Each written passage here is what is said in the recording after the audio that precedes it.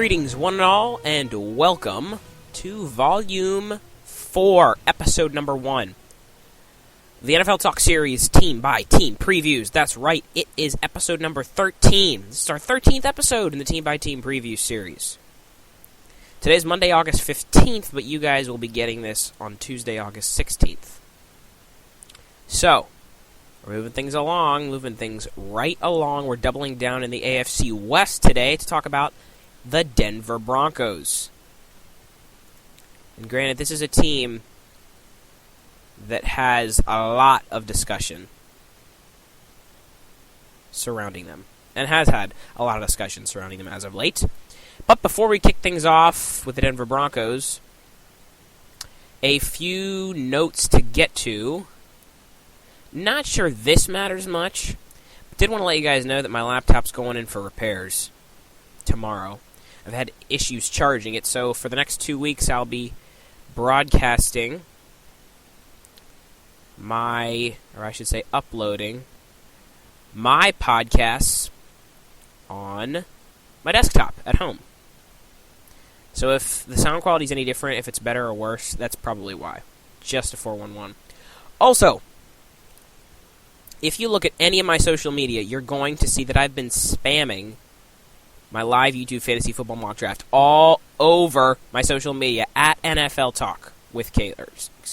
At NFL with Caleb. I always get my Twitter handle wrong. I don't know why. I just say it wrong. It's at NFL with Caleb on Twitter. Like the page on Facebook, NFL Talk with Caleb Steindl. Join the Google Plus community, NFL Talk with Caleb Steindl. Anywhere you can see that I've uploaded my live YouTube fantasy football mock draft, the first ever. And coming up today, I'm going to be releasing my actual results so you guys can see that, give me feedback on it. You can also subscribe to my channel. Please do. I have 80 Twitter followers, 81 I think, 31 Google Plus community members, but not many people are subscribing to my YouTube channel. I have 3 subscribers. I don't understand. My live YouTube mock draft has 24 views. Make it 25. Come on over. We'll be waiting. Also, we have some poll updates. Yes, indeedy-do. We've been doing some polls as of late. My latest poll, over or under 12,000 yards, 10 touchdowns for Lamar Miller this season. 28% say over, that's 19 votes. And 72% say under, that's 48 votes. So, like I said, by the way, all these polls are going to be open until the end of August. Another poll, where does Andrew Luck come in your quarterback rankings for this year? 126 votes on that one. 2% say number 1.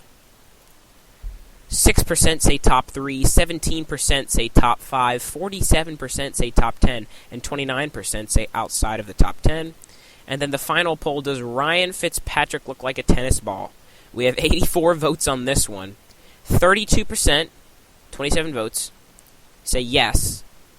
And 68%, 57 votes, say no. So that's where things stand on our poll situation. Don't forget to keep voting. As always, polls will be open until the end of August. Or I might leave it up for a few days into September. We'll have to see. And also, finally, before we kick things off on the show, yesterday we released our second weekly Twitter follow. And that would be at Tinas Music Show. Check him out on Twitter. He hosts a music podcast. He co-hosts a sports and music podcast with me. But check him out at Tinas Music Show on Twitter. And obviously the week before, we had at Youth News Radio. So those are so far that in the past 2 weeks our weekly Twitter follows. We'll keep them up every Monday. And I'll probably be doing them for a while. At least I expect to be doing them for a while.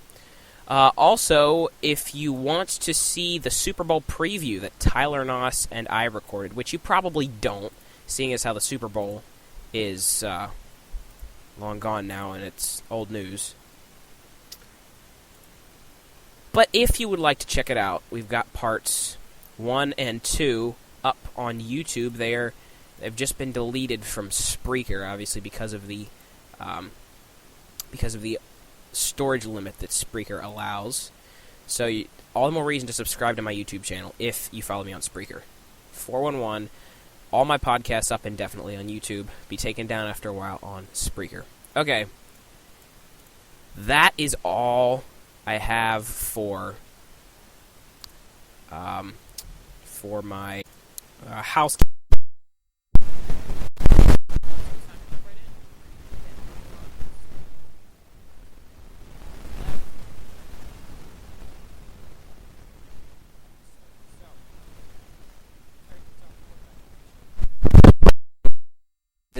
Game, the preseason opener for the Denver Broncos. He completed 10 of 13 passes, 99 yards, a touchdown, and a pick. Via Roto World, quote, with the exception of a 32-yard touchdown pass to a wide-open Demaryius Thomas, Sanchez's night consisted of short completions and the interception, which was tipped into the air by the Bears cornerback Bryce Callahan and picked off by linebacker Jarrell Freeman, unquote. All right. This is what I think we're going to be seeing a lot of this year for the Broncos offense. Short passes. And it's primarily because of the quarterback switch. Peyton Manning still is an all-time great, but was more comfortable with that offense. He'd been there for a few years. Mark Sanchez is a new guy coming in, not exactly a superstar. It's going to take him a little while to be able to learn this offense, I think. I know he's surrounded by a lot of talent, but I think we're going to be seeing a lot of short passes, a lot of checkdowns. I'm liking C.J. Anderson this year. I am not quite bullish on Demaryius Thomas or Emmanuel Sanders, at least not as much as I would have been had we been seeing maybe Brock Osweiler under center. And I know that may surprise some, but listen, I do believe that Brock Osweiler is a better quarterback than Mark Sanchez, and him being there for longer, starting for half the season for the Broncos last year, I would have been higher on the entire Broncos offense. For the Broncos, like I said, we'll be seeing a lot of short passes, so I like C.J. Anderson. But, to be honest, when Peyton Manning was under center for the Broncos last year, I'll be blunt, they were not very good. I don't have the numbers up right here in front of me. I'll see if I can find them. But when we compare what we think Mark Sanchez is going to do with the Broncos to what Peyton Manning did last year, to be honest, I don't think that there's going to be that much of a difference. The Broncos didn't exactly have the best quarterback play in the league last year. These were Peyton Manning's numbers last year. He played in 10 games. 198 for 331. That's a 59.8 completion percentage. 2,249 yards. 6.8 yards per attempt. That's the lowest yards per attempt of his career. He had 9 touchdowns and a whopping 17 interceptions. Peyton Manning hadn't thrown more than 17 interceptions since 2001. In fact, he only did it once in his entire career, thrown more than 17 interceptions. That was back in 2001. And the 9 touchdowns was the lowest of his career. Do we really think that Mark Sanchez is going to be that much worse? I certainly don't.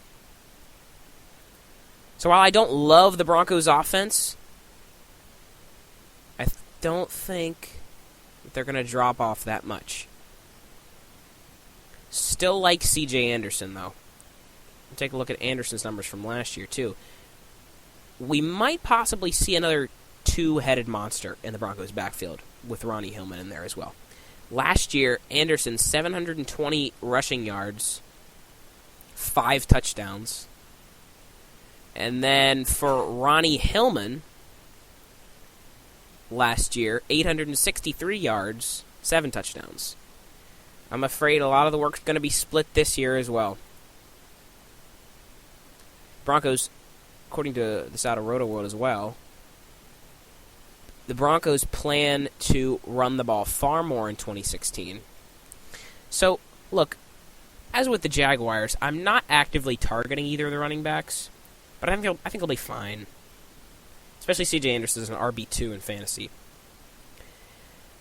So, while the split is going to make it more difficult for the Broncos, I also think we'll see a lot of checkdowns.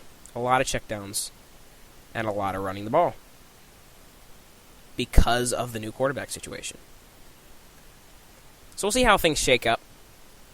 But I like Anderson as a solid play this season. I'm not crazy about him. I'm not super crazy about any of the Broncos' offense. But I think they follow enough. You're going to draft him, and especially with Anderson, he will be his value is going to be improved by the emergence, I think, of the check-down passes. You got Virgil Green at the tight end spot. Broncos.com Andrew Mason believes that, quote, Virgil Green could shatter his career highs in every receiving category, unquote. Well, you know what, to be honest, that's not going to be that difficult to do, seeing as how his career high is 12 receptions and 173 yards and a touchdown. That is his career high for every single statistical category coming last year. You're the number one tight end on a team. Hopefully you'll catch more than 12 balls. Hopefully you will catch more than 173 receiving yards, and hopefully you'll score more than one touchdown. It's not going to be that difficult for Virgil Green to shatter his career highs. I'm not yet ready to stick Green in the fantasy mix. I think he could be a solid in-season play, an in-season sleeper. So just wait. We'll see about Green.